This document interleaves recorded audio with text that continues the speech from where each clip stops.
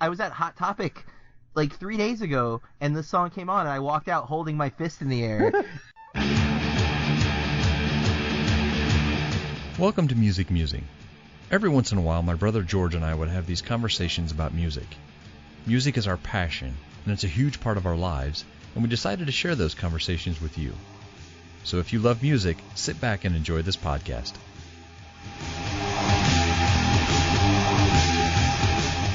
Okay, welcome back to Musing. Got my brother on the line.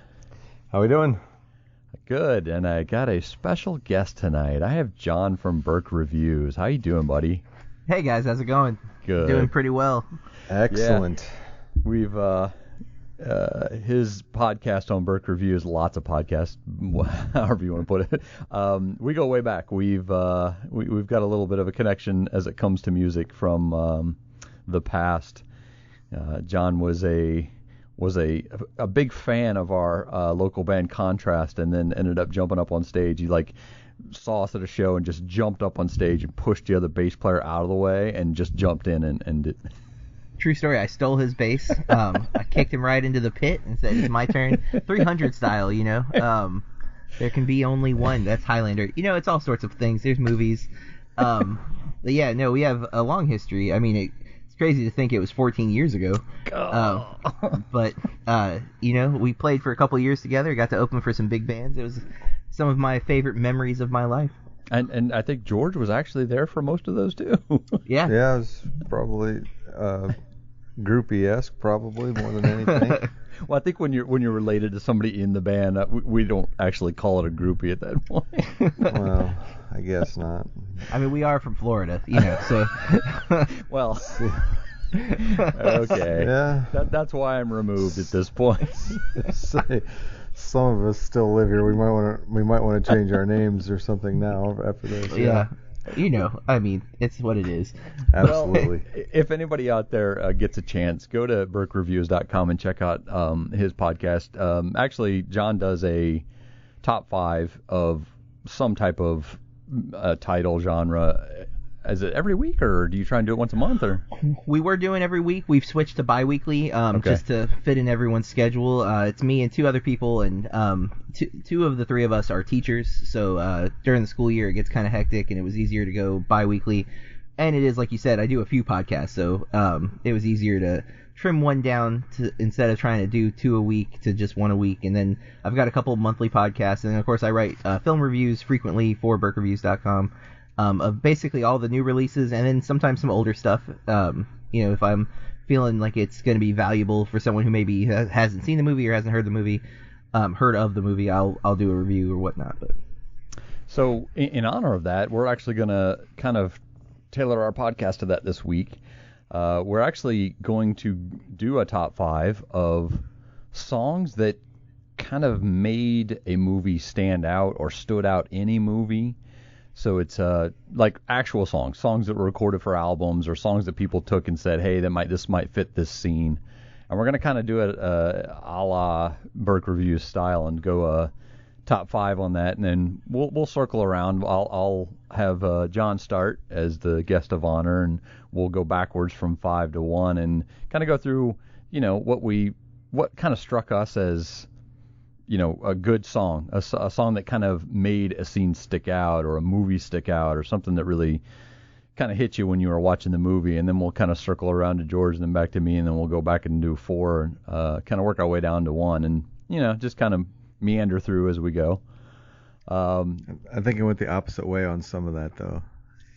Did I? No. Some of the stuff, or some of the songs that I come up with were songs that were just made popular, whether I like them or not. They either stuck out because of the movie, or because the movie stuck out because of the song. So I actually had to choke down some pride. In fact, on my first one, and everybody's going to hate me for it anyway. So, or on number 5, I guess. So.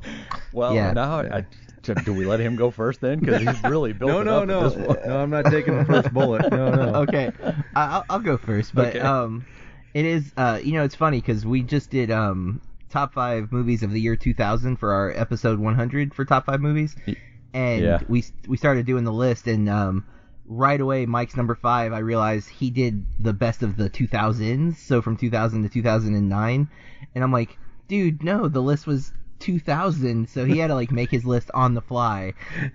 So it was the most challenging episode we've done so far. I had to narrow it down in a hurry. Yeah, like I'm like, because he's like from 2001. I'm like, no, wait, what? Like that is completely not what we're doing. But yeah, so it happens. There's always those little miscommunications when we do our top 5. We're really loose with the description a lot of times, unless somebody's struggling to come up with 5 movies. So we've had some really crazy lists. So I was comfortable, Craig, that you decided to narrow it down so specifically, so I couldn't just screw it up. And I'm still afraid that I've screwed it up. So we'll see what happens. Well, I don't think screwing it up. I'm worried about overlap. I think the three of us, our music. I think our musical tastes might overlap. I don't know. I'm kind of confused. I got about a. I don't know. I'd put a. I pulled a couple of mine. I think are obvious, and then a few I think I pulled are a little more obscure. And I have like 7 or 8 honorable mentions that I can throw in there if I feel like someone already brought up one. So I got some options. So hopefully we'll keep it different. Well, let's hit your number 5, John. What do you got? All right. So I went with a song that was recorded for the film, and it's might be argued as a cheat because it did become a musical after the movie, but it's the film Once from 2007. And the song, again, was written specifically for the film. It's called Falling Slowly. But it was recorded by an actual musician. His name is Glenn Hansing. He plays the character in the movie. And so he's not an actor. He's a musician, and this is what he did for a living. It's directed by John Carney, and he is a former musician himself, who 3 of his 4 movies are all built around music in some way, and it's one of the reasons why I'm such a fan, because he just gets music. And I thought I wanted to include at least one song from one of his movies, and this song stands out. It's Oscar nominated. It won for Best Original Song, and then the whole musical was built around it. That's won Tonys as well. So pretty awesome song, and I figured maybe not on your list. So yeah, I can honestly. I'm not a huge musical fan, so or songs that are turned into musicals and stuff like that. So it's interesting, and I think that's the whole purpose of this. Before we get too far into it, is opening people's eyes. The podcast, the stuff, and that's good stuff. And I'm glad you opened with something that probably I wouldn't say most of us, but some of us haven't certainly heard of. So. And the beauty of it is it's not a traditional musical where it's not like a Broadway song. It is a Irish folk song.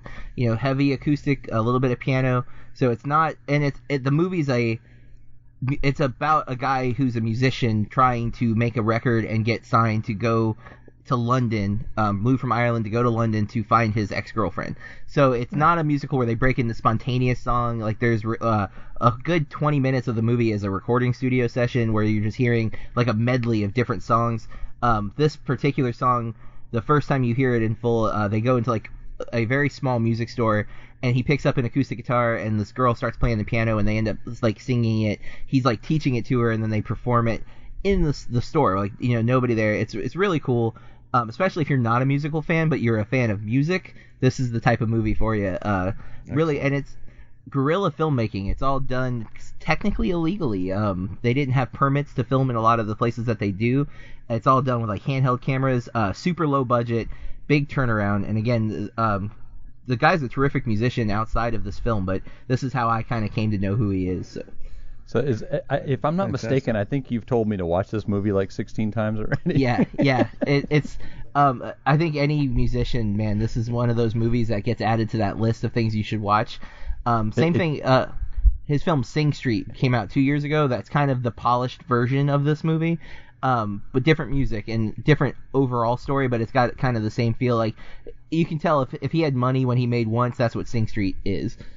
Yeah, it's on my gap list, as you put it. Yes, it definitely is, and I highly recommend, man, because back in the day when we were in Contrast, I watched Singles because of you. I'd never heard of Singles. I made an effort to rewatch Spinal Tap, so I don't want to list too many movies in case they're on your list, but No, I don't think we have to worry about Spinal Tap being on anybody. Well, maybe, I don't know. Yeah, But I think George, what you said too also kind of rings with our podcast. We're always trying to get people to listen to different things and get people to stretch their ideas of stuff. So certainly coming out of the gate with something that, but I know you and I might not be familiar with. I'm probably a little bit more familiar with it because I've looked it up after Jons told me like 6 times to watch it. That's kind of what we wanted to go with this, was just something that struck you as an important song or stood out because the movie made the movie stand out. So what did you have for number 5 for yours, brother? Because I'm dying to hear it at this point. Well, it was kind of a lob across the plate. It was a song that was recorded and I think mired in obscurity for a while. But then when it was put into this movie soundtrack, which was based on a Saturday Night Live skit, and I think you guys already figured out, it's Bohemian Rhapsody out of Wayne's World. I think they gave that song a resurgence that, I mean, it brought Queen's quirkiness and out of obscurity and out of the 80s and into the 90s. It kind of, I mean, the Wayne's World skit was, these two mullets, basically geeks doing a music show in their basement or whatever. It was a Saturday Night Live skit. And the resurgence when they're all in the car and they're all singing along to Bohemian Rhapsody. I mean, that's an iconic kind of 90s movie scenario versus a song that's like hugely recognized as. I mean, it was recorded long before the movie came out, and I think that kind of it brought both. It brought credibility to. It brought credibility to the movie, and it brought credibility to that song, kind of marrying them together. And it always kind of stuck out to me as like a. And again, if you've listened to podcasts in the past, I'm not even really a fan. I don't even really like the song, but I think that song always stuck out in, as far as movies, like what that movie did for that song and what that song did for that movie. I think they kind of scratched each other's back a little bit, and I think it made both of them more popular because of each other. I think being used both ways. Mm-hmm. Yeah, I think that scene is iconic. I mean, from that time frame, anyways. I mean, everybody's gonna look at that scene and do the head bob as soon as the middle of the song comes in. Exactly. So exactly. Oddly enough, that wasn't actually on my list. I really thought you and I would overlap like almost immediately, and that wasn't even on my list. That's how bad that was. Well, I mean, that's why I kind of took it as a. I kind of took my personal feelings out of it, and then kind of tried to see what songs stuck out to me in movies. And Craig and I talked a little bit. I mean, I'm not inept, but I'm not a huge movie guy. I mean, much to the extent you guys are. So this was a bit more of a challenge for me. And I thought, well, what movies have I seen, and what movies, what songs would I recognize from popular movies? Because you guys are, I mean, and in no disrespectful way, much more off the mainstream, and you've seen a lot and you review a lot, you know a lot more about the movies, and I think maybe I might be more of the average Joe in this conversation. That I think not in a bad way, but I think no, some of the stuff that I'm going to bring up most certainly wouldn't be something that's from a French film from 1948 or something along those lines. And oddly enough, let's move to my number 5, because there's a song that's always stuck out to me. It's actually a newer version of a really old song that starts out probably one of my top 5 movies. I think it might have actually been in my top 5. I don't remember. So the movie Brazil has an opening song called Brazil, or Aqualaria do Brazil. It's some French name or something like that. But that song has always stuck out to me. If I hear even kind of the opening guitar riff, it just brings that entire movie back for me. And again, it's an older song. It's from like the 30s, late 30s or something. And But that song has definitely been an iconic thing for me, and it's been an attachment to me. Every time I hear it everywhere, it just automatically brings that movie back to me. I don't know if I think John's seen Brazil, right? No, that's on my gap list though. Yeah. See how you guys are? I'm the only one that's actually a movie somebody's actually probably seen. No. Yes. So far, you've said a movie that probably we've all three seen. Both of us we're way off the charts. You haven't seen Brazil yet either, brother? No. Okay. No, I honestly no. I may have heard of it, but I'm. It's the guys from it's Terry Gilliam from the Monty Python group. And a lot of the guys, like Michael Palin, is in it from the Monty Python group as well. It's kind of a dystopian future type movie, and it's like I said, it's one of my top 5 movies. I've got the Criterion Collection, I own it, and I've watched it probably 15, 20 times. But yeah, that song when it opens just brings me into that movie automatically. If I don't even see the movie, but I hear the song, I'm in it. I want to go watch the movie at that point. So. That's why that one stuck out to me. Kind of lower on the list, but definitely stuck out. So, nice. Criterion's on sale half off this month, so I might snag that Brazil Criterion now that you mention it for $20 while I can. Make sure you watch the full version. Do not watch the TV edit version. It's just painful to watch severely. I can't believe they would put that on a Blu-ray. It seems like a ill choice. It was. What you got for number 4, John? So number 4, George, I do watch a lot of movies and I am all over the place, but I still have my heart still falls with a lot of mainstream stuff. So I went with one of my favorite Bill Murray films that uses I Got You, Babe in a way that's super creative and sets up a motif in the film for Groundhog Day. Every morning when the alarm clock Sonny strikes. And Cher, yes. Sonny. Now, just like you said, I'm not a fan of this song per se, but this definitely made me extremely aware of it. Like it was a song I knew, but I never heard it as frequently as you do in this movie. And it might be the most used version of a song in a film ever because it is over and over and over again. And not the whole song. You only get a few lines of it for the most part. But first lines. I bet if we looked that up, I bet they played at least 20 times. I would say easily, yeah. Because he's in that world for so long. Yeah. I think people have calculated it's like 400 years or something like that. Like it's some crazy number of time that he's there. So who knows for sure? I'm sure it's on there. Like I guarantee it's online. But when thinking about like song uses in a film and a song that I'm sure was really popular when it came out, but definitely had fallen into obscurity by the 90s, and here comes Groundhog Day and just shoves it down your throat over and over and over again. And Bill Murray's reaction when he smashes that alarm clock, can't we all relate to that? Like we're all like, yes, smash it good. Yes, because of the song, if nothing else. Yes, exactly. It's really funny too because I was talking with my wife we were in the car today and I was talking about recording tonight, and I told her that I didn't know what my number 5 was going to be out of the ones I picked, and I said, you know what, I'm just going to throw in that song from Groundhog Day where they're walking out to the fire and they're singing that really polka song. Oh yeah. Yeah. And you went like a different direction, but like the Very. perfect direction. Yes. Yeah, the polka song would be obscure.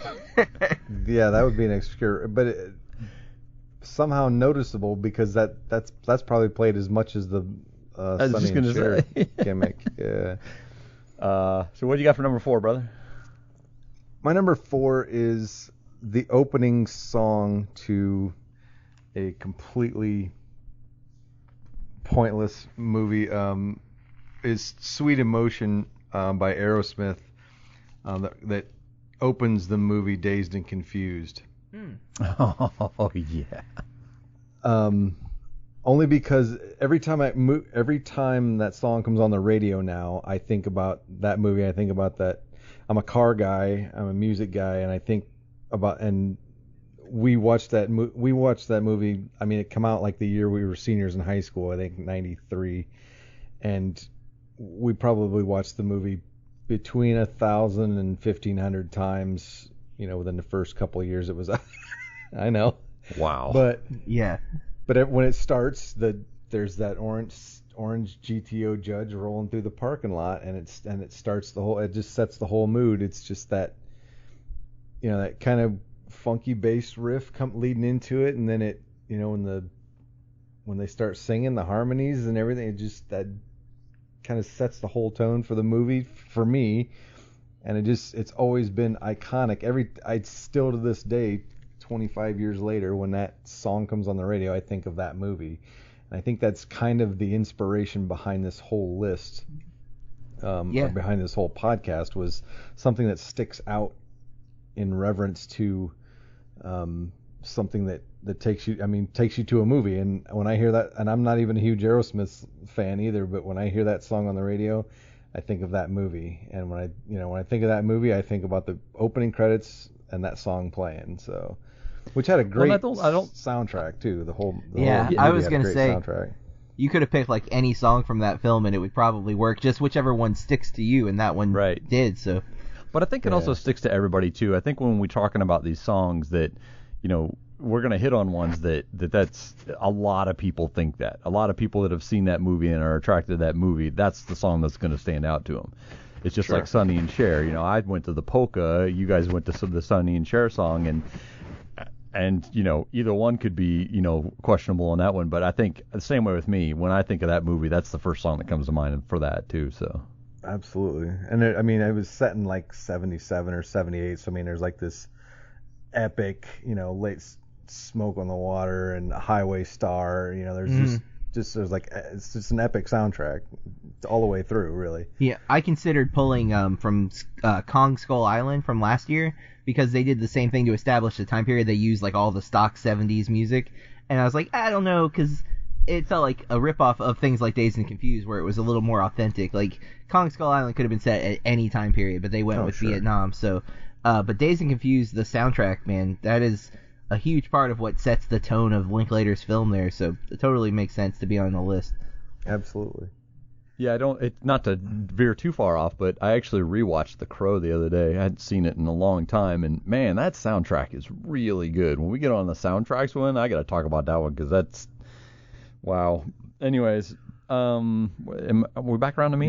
You're number 4. So I went for one that is probably like so cliche it shouldn't even be on here, and you guys might have left it off your list because of that, but Stuck in the Middle with You in the Reservoir Dogs. Speaking of the Reservoir Dogs. Yep. Really? Yeah. That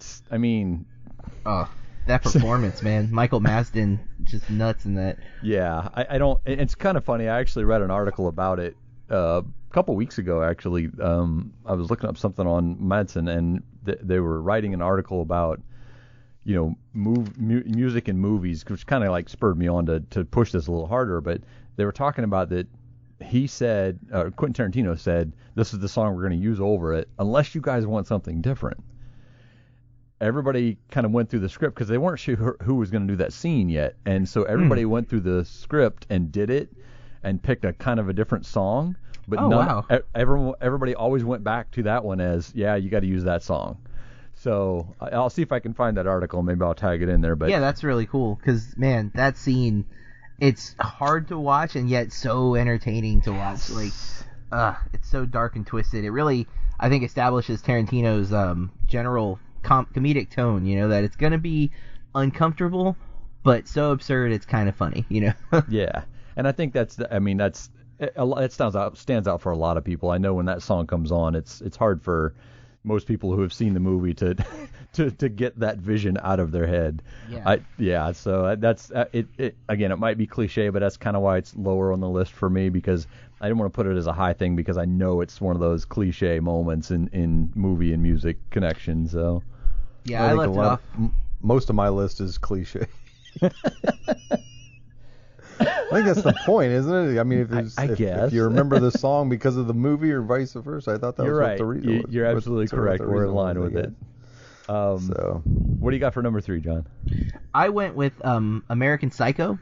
The song is "Hip to Be Square" by Huey Lewis and the News. Christian Bale and Jared Leto in the scene. Too. It's such an amazing scene. He's explaining why it's a great song, which I think fits this podcast so perfect because he's explaining. It's not just because it's commercially popular; it's because of the message that Huey's saying in the lyrics, like the way he expresses it, and of course how it mimics the themes of the film. I mean, that movie is such a wonderful satire, and such it's a B horror movie that isn't a B horror movie because the horror scenes are so over the top and crazy, but the actual movie itself and the package that it's in is so above. And this song comes out of nowhere in this amazing scene, and I mean, Huey Lewis, who would have thought that would be like an American Psycho, like that would be the song. And I love that scene. I rewatched the scene in preparation for this to like make sure that's what I wanted, and was like, yeah, that's pretty perfect. So now that was perfect. That was pretty early in Leto's acting career, wasn't it? Yeah. Yeah, it was after Fight Club. It was after Fight Club, but yeah, it's still one of his earlier that roles. Was after Fight Club, really? Yeah, I'm pretty sure it's 2001, and Fight Club's 99. Wow, I would have never bet I thought American Psycho was way before Fight Club. Yeah, so did I. That's what made me think of that. 2000, but it's still after Fight Club. Fight Club's 99. Well, it's set in the 80s. It's set in the mid 80s, so I think that's why because they did such a good job of setting it in the mid 80s. But man, what a correlation between that and the Tarantino scene.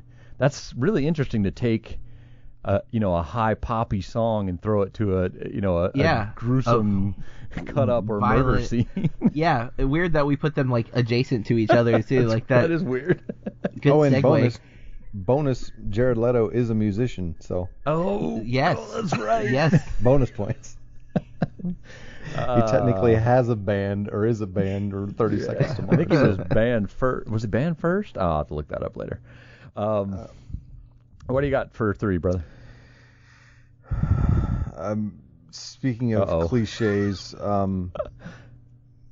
there's no way you can't like sandbag into this. It's Danger Zone from Top Gun from Kenny Loggins. I mean, there's no more iconic song for a movie. I don't think. I mean, it was a coin flip. Before you go on, you said it, and I saw the jet flying through the sky. As soon as you said the song, I saw the jet flying through the sky. Yeah. It was either that or was it I'm All Right from Caddyshack. Kenny Loggins was gonna win either way, but I went with Top Gun just because I think it's 100% iconic.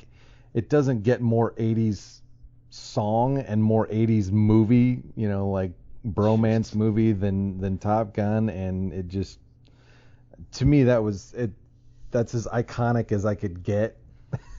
I think you win. The other two on my list are more personal, but I think you win. I think we're just done here. I mean, we can stop. I had my wife, like, I actually had not watched Top Gun as an adult until like a year ago. My wife finally made me watch it, and because I watched it with her, the song I went with was "Take My Breath Away" Berlin, but it's not on my list, but it's like as an honorable mention because my wife loved that scene, that romantic scene in the film. So, and I thought Danger Zone, the most obvious, I'm gonna go for the little more obscure but still important song in the film. Oh no, I'm swinging for the fences. Yeah, there you go, man. That's perfect. That's awesome. Man, I don't even want to follow that up. I mean, the next one I have is even lackluster. So I'm a huge fan of this movie, and the part where this song comes up in this movie it's telltale of the actual song itself.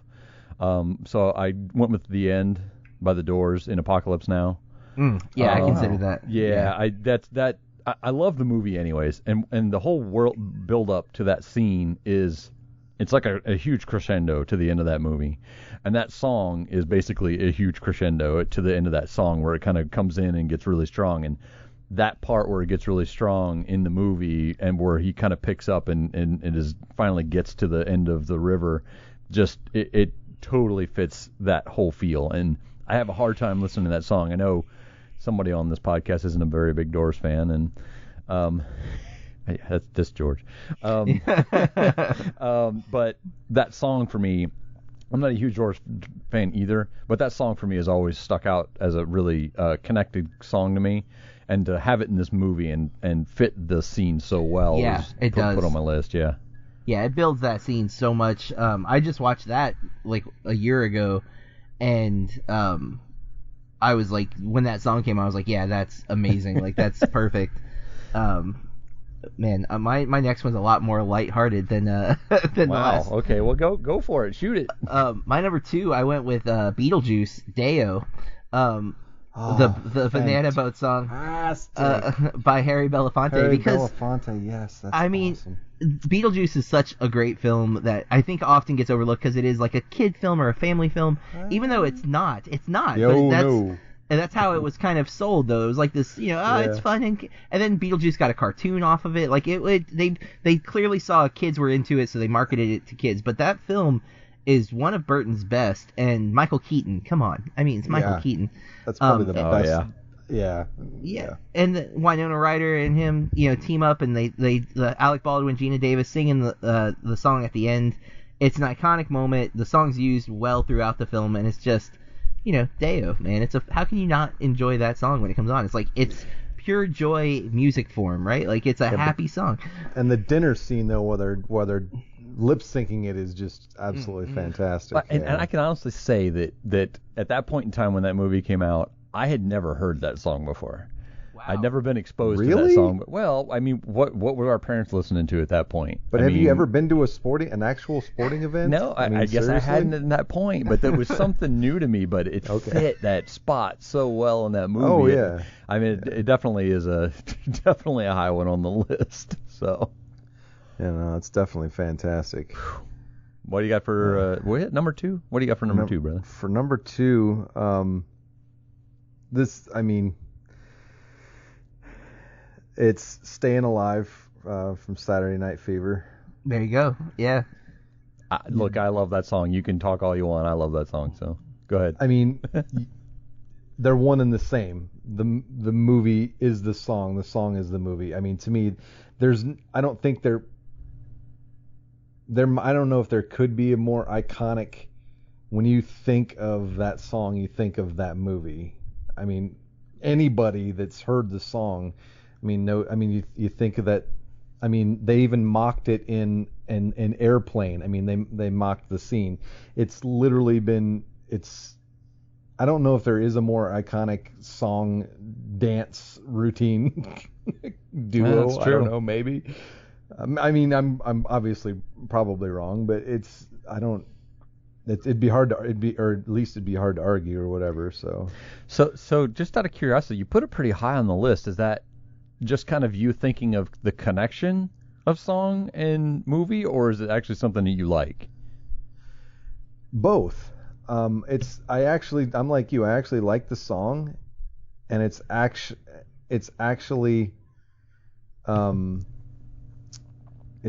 at the point where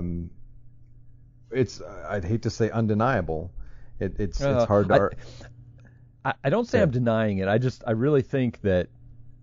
Yeah, you seriously hit it out of the park with Danger Zone. It honestly didn't hit me of all the time me thinking of it. But man, I just can't see a better connection to a movie and music than Danger Zone. But I find it odd that you put it so high on that. So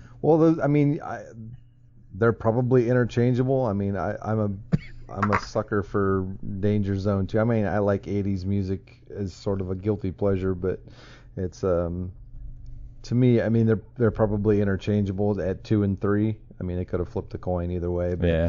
I do think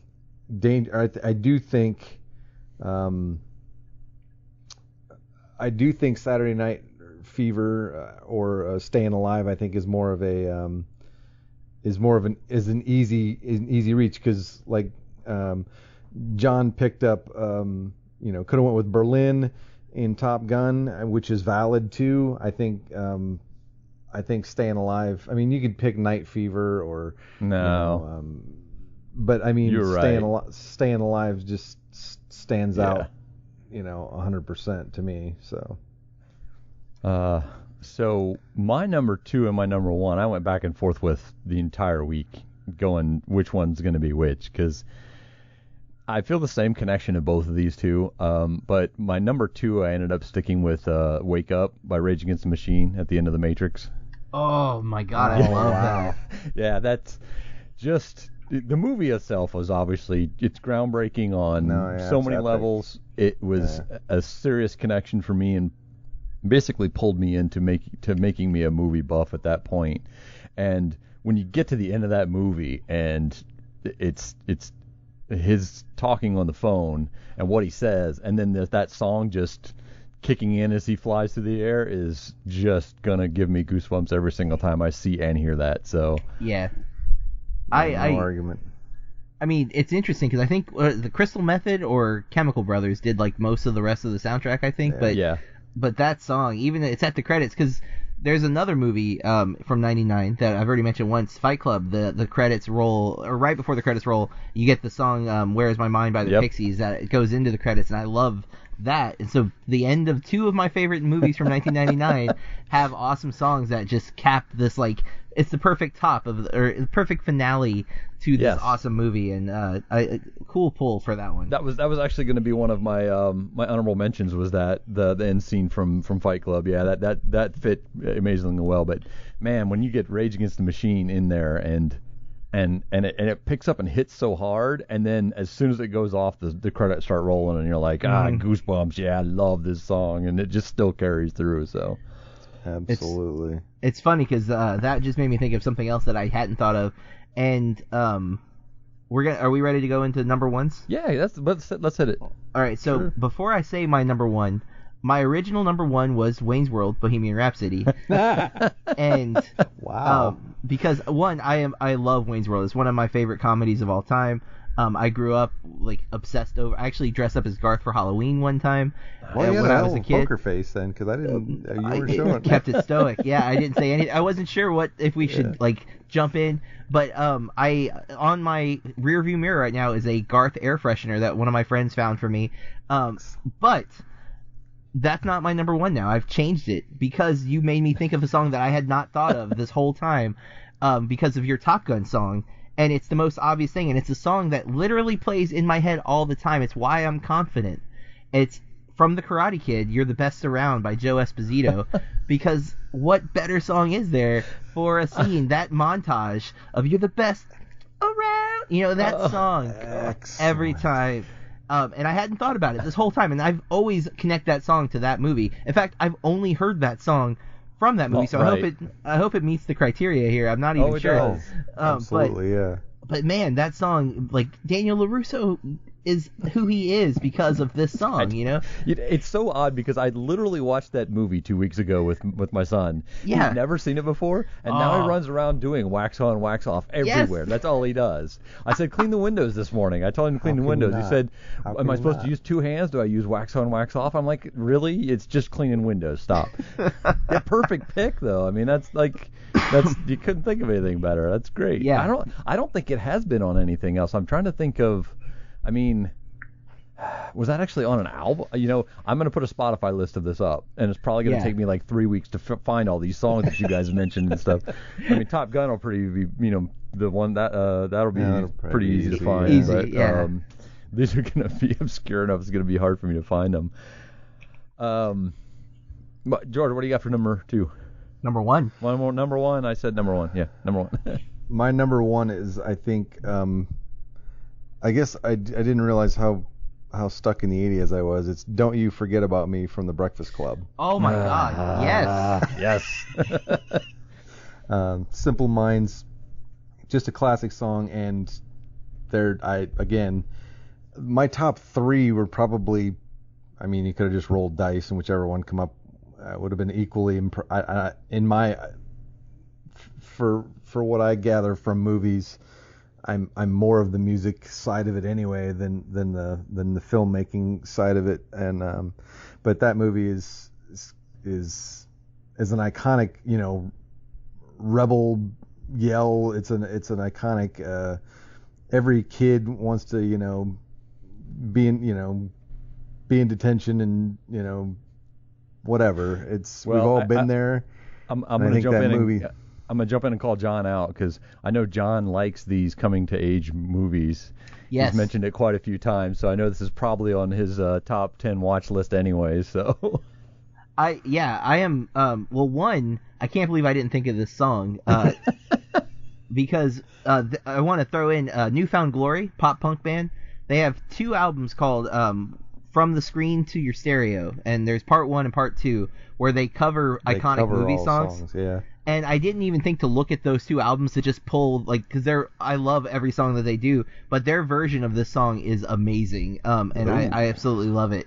God dang, you guys are gonna make me find a hard one again. Dang it. Yeah, but both of those are on Google Play Music, so I'm sure they're on Spotify. But this song, I was at Hot Topic like 3 days ago, and this song came on, and I walked out holding my fist in the air, and like, I didn't even think to put it on the list. I'd literally been working on this list on our drive to the beach, where then we went to the mall, and I didn't think to put this on the list. So I don't know what was happening, but man. Well, I gotta say, I'm gonna give my number 1 here, and I am still completely shocked that there was absolutely zero overlap in this entire thing. Well, other than Bohemian Rhapsody. Right? I moved it off the list, though, so yeah. Okay.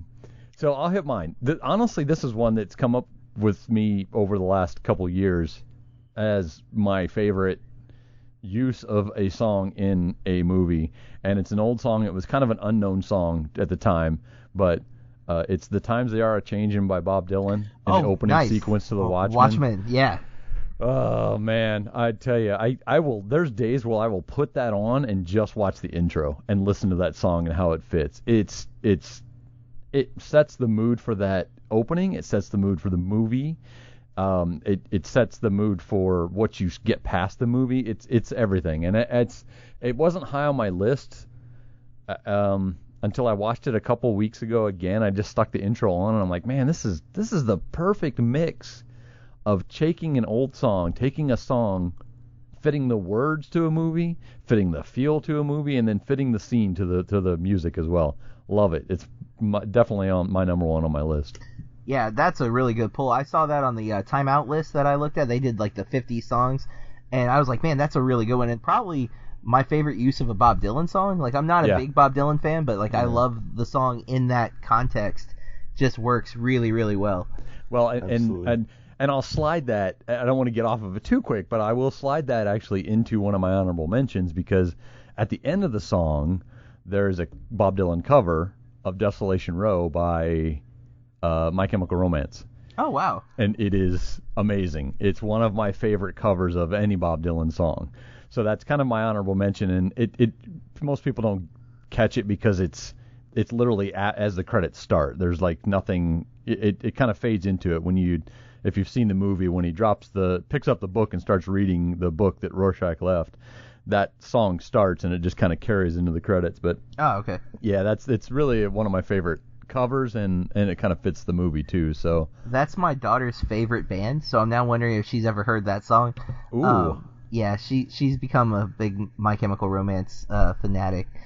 She likes their older stuff too, which is what I love. She's like, I like Black Parade, but their older stuff is so much better. And I just but Black Parade is so good, man. I can listen to that album front to back. Yeah, she has literally all of them on vinyl too, because she's that type of kid. Ooh, so nice. Well, that would make her your kid, right? Yeah, exactly. She's a movie person, music person. That's so I mentioned one of my honorable mentions, the Fight Club song. Where's My Mind? One I left off my list thinking that you would have it is Tiny Dancer from Almost Famous, when they sing it on the bus. Oh, yeah. Because I love that. Like, every time I hear Tiny Dancer, I just picture them on the bus having a great time singing the song, and how it kind of reunites them at the time, because there was a lot of tension, and it breaks the tension. No doubt. No doubt. High Fidelity is one of my favorite films, and that's actually the inspiration why I do top 5, because he does top 5 records, and that's his thing.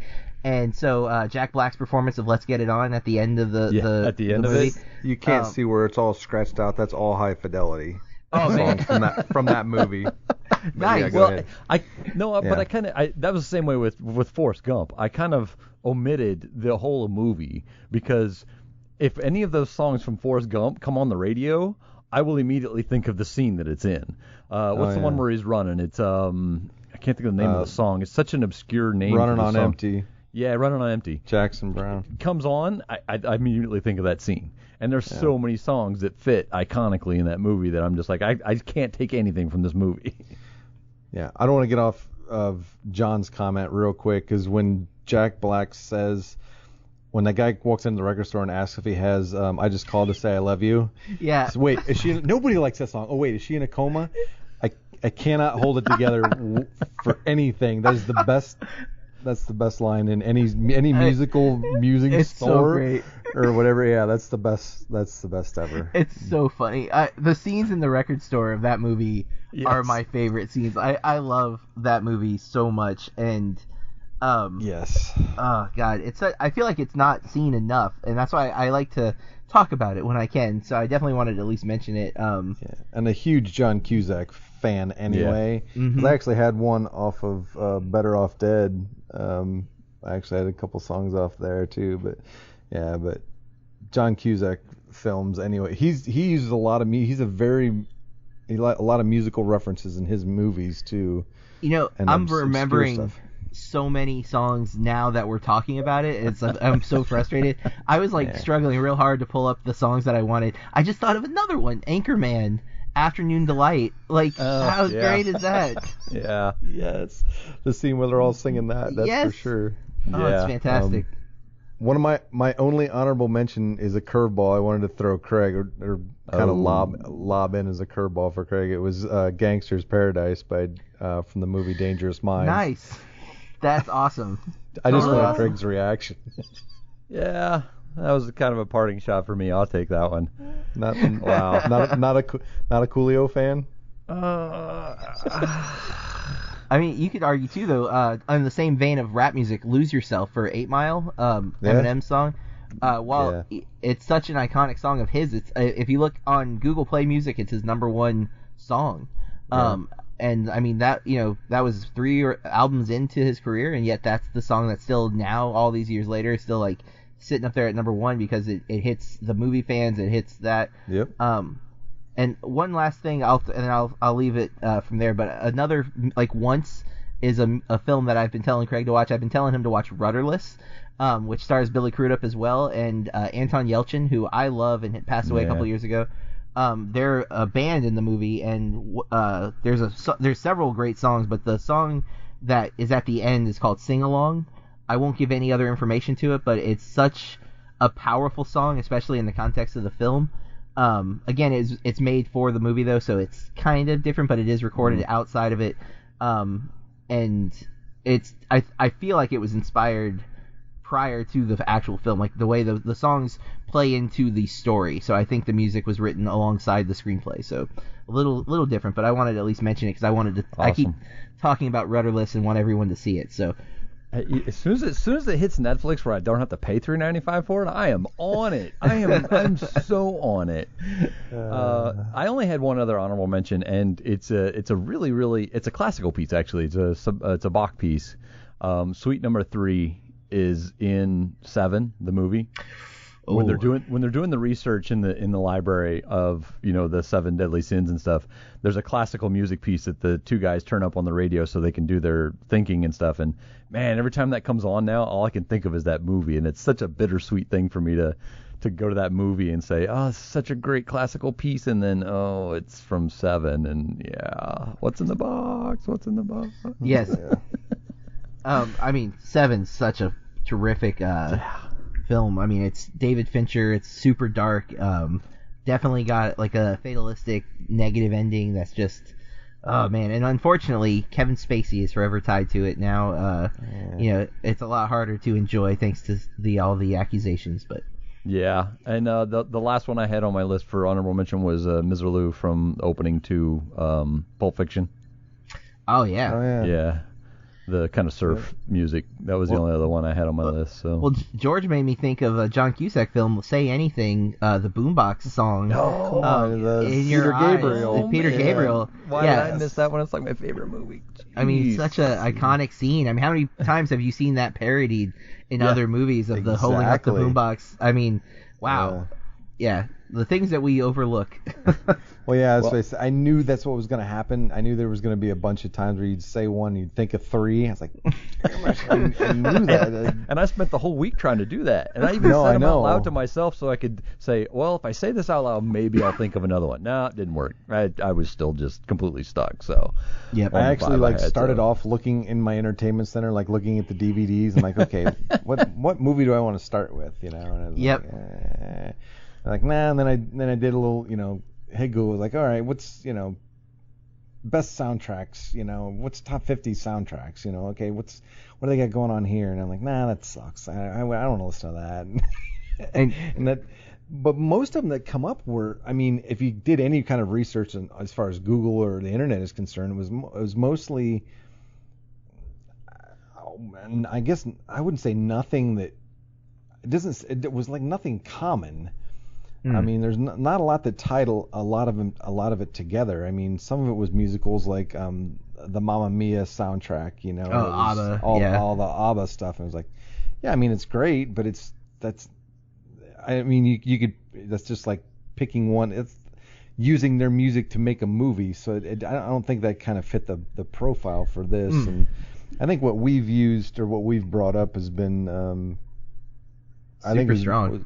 Yeah, more than adequate for I think it's what we were going for, and I think it was a pretty good list. I considered 1989 Batman and pulling some of the Prince songs from that, but Craig, I'm surprised Royal Tenenbaums didn't make your list because there's some really good music in that. Yeah, so the Beatles opening, the different version they do of what's the Beatles song they open it with, where they tell the whole story over top of it.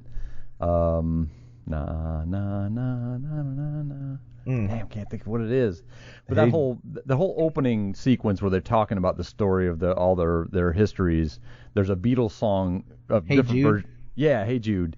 And I think George was about to say it, but yeah. It carries over, and it's kind of a different version of it to fill the background, and I love that. But so I did mislead you guys. I do actually have a parting shot for you guys, and I saved this for. Because this is going to hit George, and it's really going to hit John right in a special spot. So, are you guys ready for this one? Yeah. Sure. Parting shot. I like to hear my brother kind of take this in. So, Ghostbusters. He ripped off Huey Lewis. That's your comment? I want a new drug. Ray Parker Jr. ripped off Huey Lewis, and I'll swear to it in court. Wow. So I know a little story about John in this movie. So yeah, I am. This is one of my favorite films. I did consider it. I wasn't sure.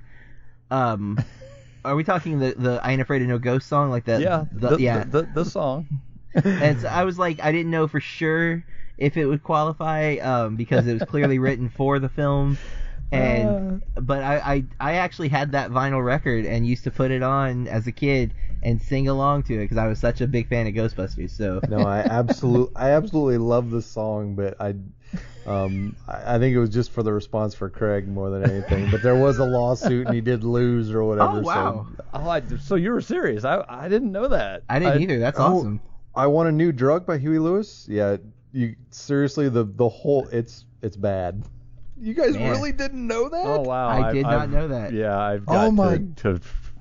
If you Google Ghostbusters lawsuit, it'll ruin. Wow. It'll hit you right in the feels. It'll ruin your childhood. My parting shot was way better than I thought it was going to be. So. See, I didn't hesitate, and I figured you guys, that would be like on the top of you guys, on the tip of your tongue, waiting for it. Really? No. Oh, neither one of you knew that. Yeah. Huey Lewis sued Ray Parker Jr. for ripping him off, and actually won. Yeah. Man. Because if you listen to a Ghostbusters theme, I think it's called, or whatever, I Ain't Afraid of No Ghost, parenthetical, but the whole I Want a New Drug, it's the exact same bass line.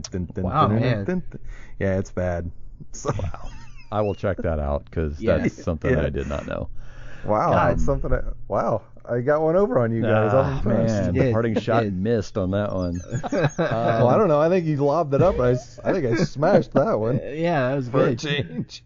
Well, I'll tie this up, but hey, John, give me everything on you. Where can people find you? Where can people find the podcast, the reviews, everything? So the website's berkreviews.com. That's BERK reviews.com. And simply enough on Twitter, Instagram, and Letterboxd. If you're a movie person, I recommend the website letterboxd.com. You can find me at Berk Reviews. Cool. Guys, thank you very much. This was awesome. Oh, yeah, no doubt. If we get a chance to do this again, maybe we'll throw out actual soundtracks, but we'll leave Ghostbusters off. So okay. Aww. Thanks again, guys. Ruined you guys' night, didn't I? Have a good one, guys.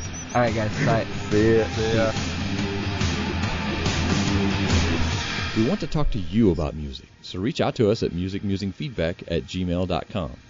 You can also find us on most social media sites by searching Music Musing or George or Craig Seibert, Sybert. And you can also find us on Twitter as musicmusing_ as well. Thank you for listening to this Music Musing podcast.